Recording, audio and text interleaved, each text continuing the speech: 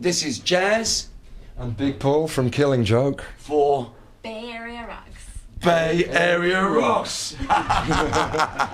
You're watching Bay Area Rocks, and I'm with Killing Joke, and they're playing at the Regency Grand tonight. How are you guys doing? And introduce yourselves. My name's Jazz, and I'm a founding member with Paul. With me, Big Paul. Cool. So you guys have been playing since 1978. Yep, that's true, sure. Yes. Yeah. And can you tell me about how you got the name and how you formed? Well, Jazz and I met through somebody signing on the Dole and formed an immediate bond and had an idea. Let's make a band. So the name was just actually a name that was bandied about by friends of ours as we had conversations about politics and the way things were going. And a friend of ours, Steve, used to use this phrase. He was an intellectual that his job was to think policy through for trades unions. And he coined this phrase and lent it to us, and it perfectly summed up what we thought about everything. We were very angry at that time. I mean, as people, I think, speaking for myself, I left school and no exams, and I felt society had judged me worthless, and I just had so much fucking anger in me. It was unbelievable. And when I met Paul, we were sort of halfway there. Then it was sort of, how the hell do we find two other people who could play with a revolutionary musical style and also had sort of right side of brain attributes and were potentially very intelligent, could understand the mystery traditions and all the funny things that we were interested in.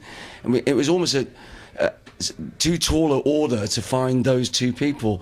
And so we sort of did a prayer, really, and Youth and Geordie materialised pretty fast after that. And what's amazing is here we are in our 50s and all the same people.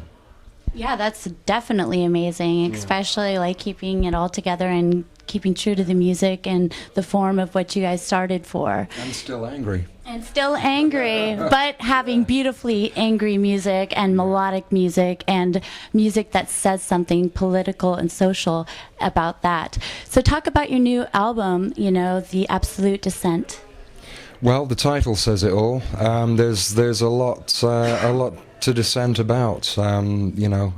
We've tried to to put the ideas that we have, into a form that's like readily listenable to everybody. That's motivating. That's that's inspiring. And we're talking about a world that's on the brink of being completely out of control. And something needs to be done. We, the least we can do is express our frustration in music, and hopefully find like-minded people that are willing to open their minds and think of a new way of doing things. And what do you think about 2012 and everything that's going into that? I know that goes a little deep, but, I would like to know your views on all that about the 2012. What's your feeling? My feeling is that there's going to be a conscious change, and it's going to be very huge. And, if there's natural disasters that happens to take some people out, then maybe that's what needs to be done. So, but I do believe that there needs to be a conscious change. And it's not just the Mayan calendar. It's the Maori calendar from New Zealand. It's the Egyptian calendar. It's the Masonic calendar. It's so many different traditions. It's the Hopi Indians, all talk about 2012, the Navajo. So many different tribes and people from all over the world. And you've got the more scientific-minded people who've worked out, like the time wave 2012 theory. There's so many different people point towards this time that we'd be foolish to ignore it. And at the same time, I've got a sneaking suspicion, because we want to do a concert on the actual day of the 21st of December 2012. I've got a sneaking suspicion that everything will be okay the next day, and life will go on. However, my feeling is that it won't necessarily happen on that day, but the year after that, I think there's going to be huge earth changes. In what form, we can only speculate. It would be logical to assume that we're coming up to a pole shift, and all we can hope for is that the pole shifts in small movements instead of one big one, which would cause earth displacement. We'd have to get our surfboards out. There's no point in thinking about it, to be truthful, about the implications of what if, because I've looked at it from every angle, and it's not even worth thinking about. And what's important is finding meaning in this. Every day you wake up with the people you're with, the people you love, the things you're doing. Finding meaning in the now. That's what's important, I think. That's a good message for people. Exactly that. The here and now. This is the only moment you have. And speaking of that, let's talk a little bit about Paul Raven, and let's talk about how he contributed so much to the band, and how he helped form this record with his influence, and also being able to play with him.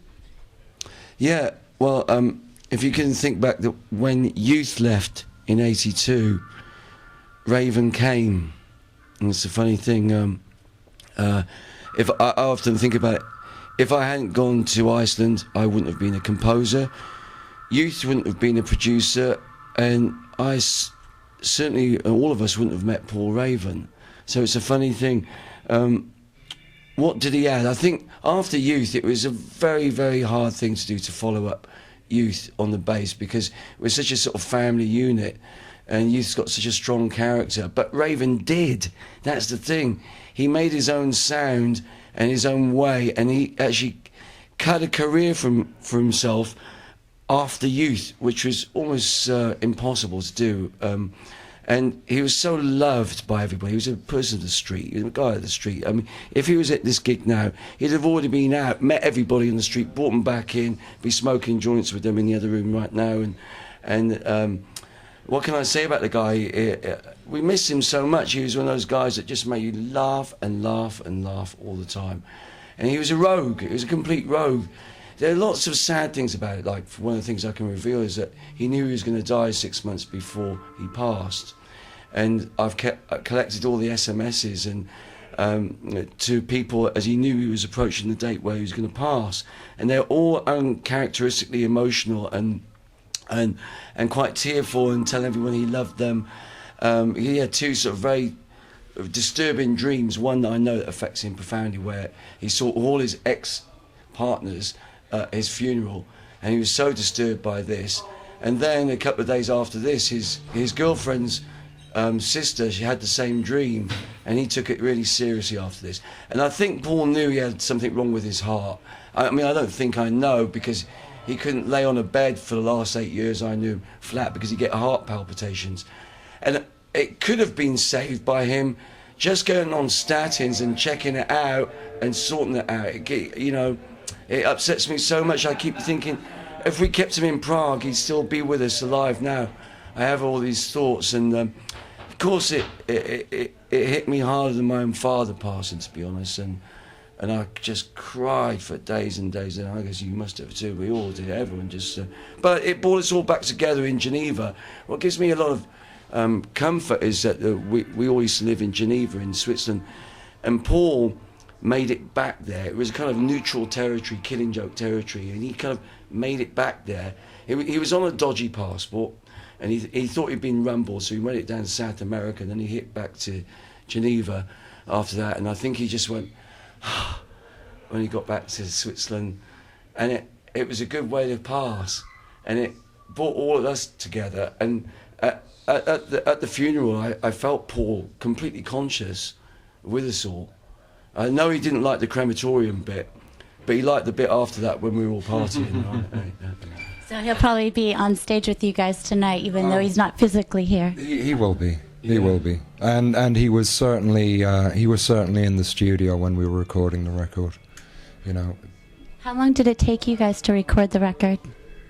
2 weeks in all, and then of course there's fiddling afterwards, and then trying to reach consensus, which with Killing Joke takes a bit of doing.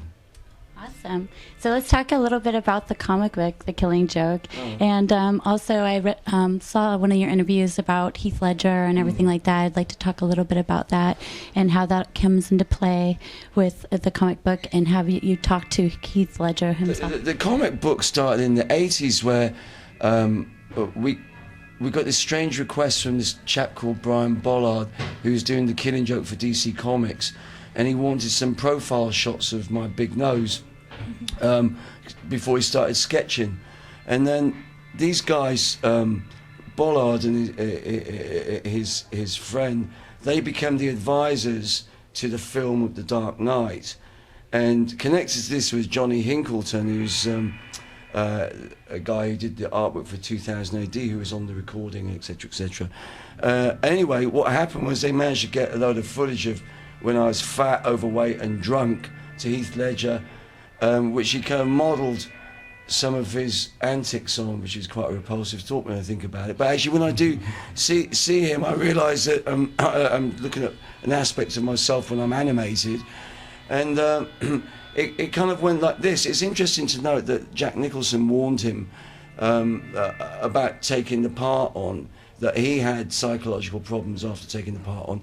And my only interest in it is that after 30 years of Killing Joke, at some point in the first year of Killing Joke, I started putting on like charcoal, because I found that when I didn't, I started to go a bit nutty after the concerts. I mean, I started to actually become a bit unhinged, and it was about protecting myself and then washing it off so I could come back to normal after the place that you go to when you do a Killing Joke concert, wherever that is.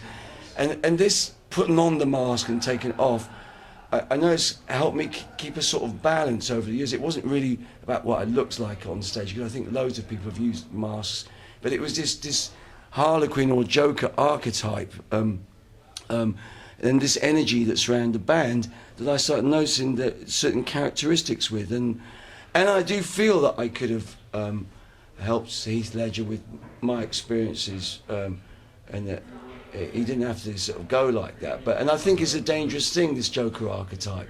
We have all had experiences with it. This kind of this strange force. Yeah, having the light side and the dark side, and letting that part into your life. I'm very suspicious of people if I can't see an element of their humanity, i.e. their dark side. Anyone who smiles too much, I'm suspicious of. Anyone who's a nice guy too much, there's something lurking there. I mean, I don't know why, but there's just I don't feel so comfortable with these people. I could think of a couple of nice guys, and after you hang around with them for a bit, you find it's not always so nice. I'd rather be with the devils I know and see it all, if you know what I mean. Yeah, you'd rather be with real people than fake. And I hope everybody would be more... Everyone says what they think of this band. Well, back to the music, and also back to how you guys get prepared to be on stage. What do you do to actually warm yourself up before you get on stage? Just flap my arms around. Yeah? Yeah. A lot of stretching and stuff like that? Some stretching, yeah, some star jumps, this sort of thing. Just, just get the body warm. And then be with the guys, We build up a little sort of battery of energy in the room together. Our side is physical. Paul's side and the singing side's physical. So you've got to stay on your feet somehow, and staying awake and keeping your energy up is the kind of most important thing out of every day. And then, I've got to stay on my feet before a concert, and then I start. I've got to do running on the spot and getting myself a bit psyched up for it. And then you also drink your special drink. I do this gargle shit. It's this kind of placebo effect, I'm sure, half the time. But it does help soothe the voice, and I do a bit of humming, and then we all sort of we all sort of hug each other and say a kind of prayer before we go out, and we find that gets a sort of oneness. And that's it, really. What's strange is when you finish a tour and your body's tuned to this being on stage at a certain time every night, and then you suddenly stop. And then you go home. Do you find yourself getting a little like restless or bored after being off tour? Yeah, there's definitely an adjustment period for everybody involved, you know, especially the families waiting who would like our full attention, but you know, you're a bit scattered. Don't you find it like that when you've done a long tour, and like a long tour, and you go home and you go straight back into the domestic world, that you go a bit crazy? Actually, I try to avoid the domestic tour world when I get on tour because they don't understand. You're in a frame of mind that normal people don't get. And you're still in that mode. For me, a good 2 to 3 weeks. Yeah. So I catch myself in the grocery store thinking I'm asking for a rider and tell people to hurry the fuck up, give me what I need. I got a show to do, you know? Doesn't work out well, so I move somewhere where there's no musicians or no venues to avoid those problems. But yeah, you're talking about bus lengths. I find it hard, actually. It's like being on a plane for a long time. When I'm on a bus for 2 months, walking after the fact of being home is a strange. Driving a car is a. Getting back to civilian life. Yeah, it's a strange deal. Yeah. It's a strange deal. Yeah, I don't like it. And you guys have been on tour for a while here for the North American tour, and how has that been going? It's been so much fun because you're meeting people that you met 30 years ago, and of course, most of the people that come to concerts, they weren't even alive when we put our 10th record out. On average, I worked it out. So you're getting a cross-section of people. You're getting people you remember from so many years back when you were a teenager, and then you're getting, well, teenagers and 20-year-olds mixed in with us. So it's interesting. And we get to meet a lot of the people who like Killing Joke. We actually, the brave ones find their way into the dressing room at the end of the evening. Nice. Yeah. So how do you feel about influencing so many bands and bands covering your music, like The Weight, Metallica covered, you know, that? How do you feel about them doing that? And also, like, have you heard any of the covers or anything like that they've done? We actually put a cover album as a bonus with a deluxe edition of the new record. He needs a beer. No beer. I haven't heard it all. I couldn't listen to it. I put a couple of tracks on, and you know, I'm actually, you know, with greatest respect to bands for doing it. That's not the way I hear the songs, you know. It's like so it's you know, it's interesting, but it doesn't affect us at all. It's, you know, we're involved in the atmosphere that we create, you know, and everything else is flattering. I mean, it's incredibly flattering, but you know, you don't think about it much. As it drastically alters our lives on the royalty statements. Tell me about the documentary that you guys are putting out pretty soon. Yeah, well, you know, what happened was I started collecting all the footage of Killing Joke's career, and I just wanted it in one place. And then this funny thing happened was I was asked to do this Eastern European movie, which is called Year of the Devil, but basically there's no actors in it.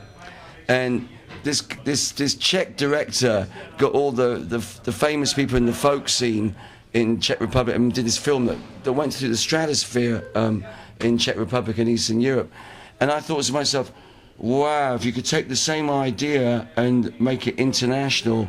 And then I realised I had a lot of the footage already, and that what I want to do is, instead of just a documentary, I want a black comedy where you keep all the parts from a real arsehole, really overweight and really drunk, and all the worst moments, all these kind of things, and then filming very different people. So there's me in lots of different modes in my life, and everybody.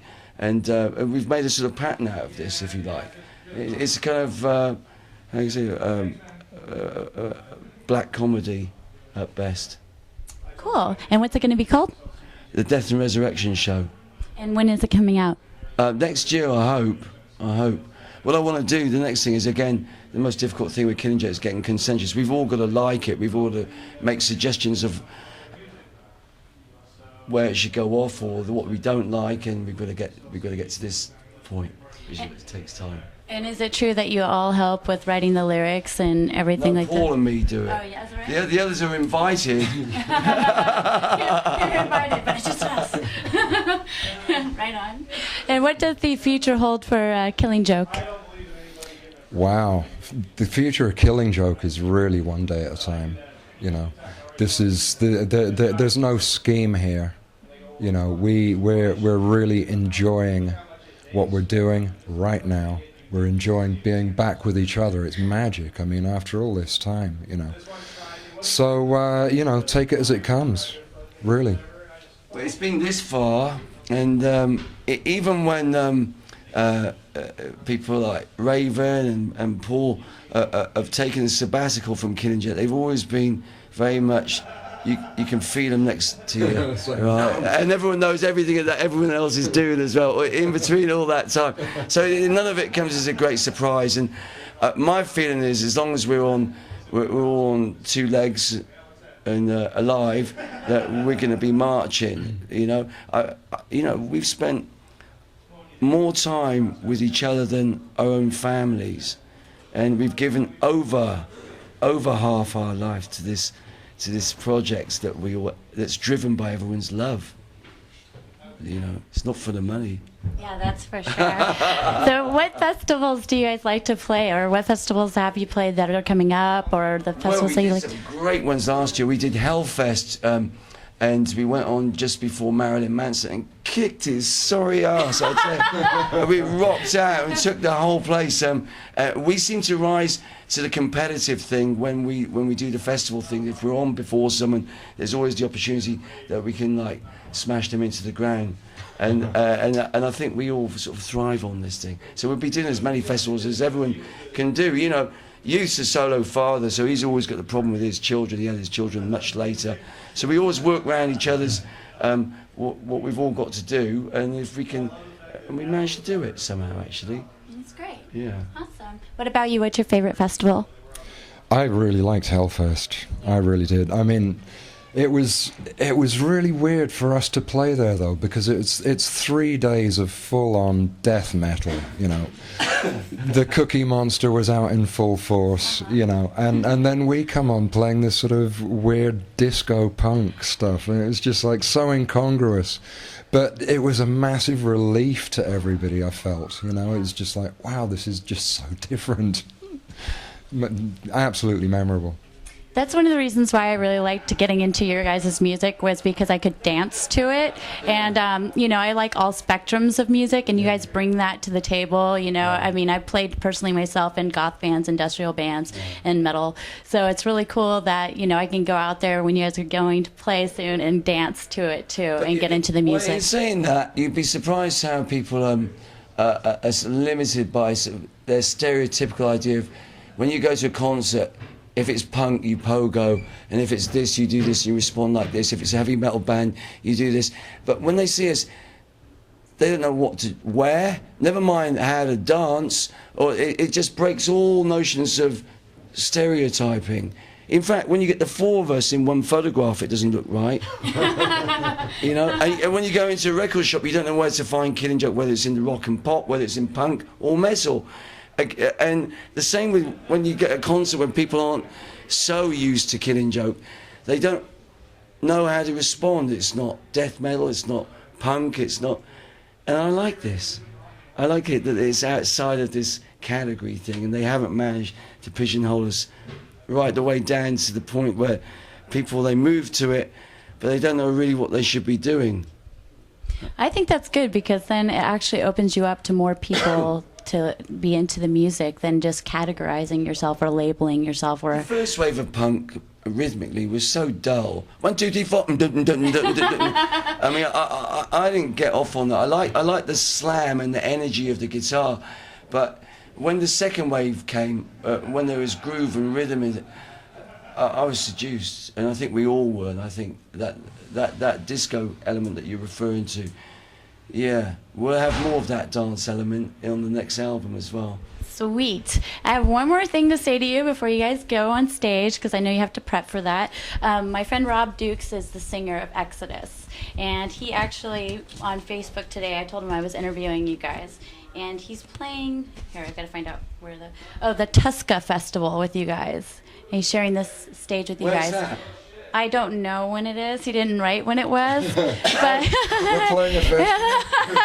He said he wanted me to ask, how Paul Raven inspired the songs, which I already asked for you, Rob, and then he told me that that you guys are sharing the stage at the Tuska Festival, and I don't know when that is, and he wanted me to let you guys know that you guys are one of his favorite bands. Good. So, Tell him to get some weed or hash and show up, and we'll be there. Right? well, if I would have known that, I would have brought you something. Because my mom, no. Cut out. Anyways, but I want to thank you for your time, and you guys are an awesome interview, and I love your music, Thank you so much. and I can't wait to dance.